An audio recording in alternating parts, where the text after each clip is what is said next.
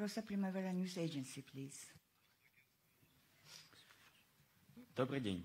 Good afternoon. My name is Toни Ziverт. I represent the information agency Rosa Primavera in Germany. One of the topics of my investigation is the cultural impact of identity politics, including gender policy, on national security.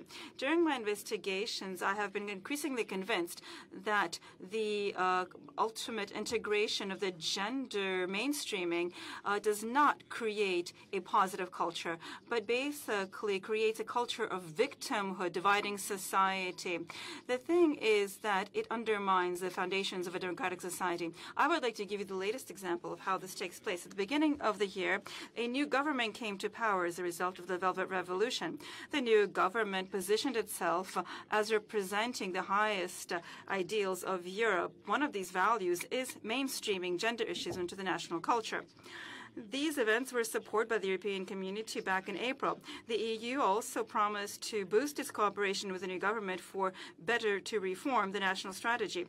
The regime change in Armenia was also supported by other international players. However, from the outstart, the government started to take advantage of the law enforcement and repressive approaches to persecute dissenters, those who don't agree with the gender mainstreaming and culture. This is an initiative group of support of Christian values and the traditional family. Their offices were raided and their equipment was confiscated. The official excuse for what the law enforcement agency did is a special forces scandal with regard to the tapping of phones, and the head of the Special Investigator Services, which was published on the 5th of September in social networks.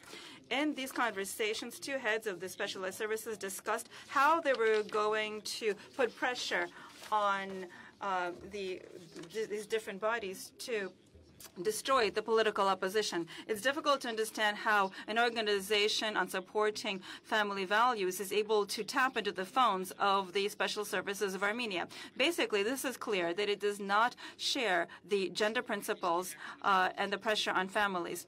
This is something which shows that the authorities is opposing the gender approach. Such a scandal in any democratic country, in Germany, for example, would lead to people having to leave their positions of leadership.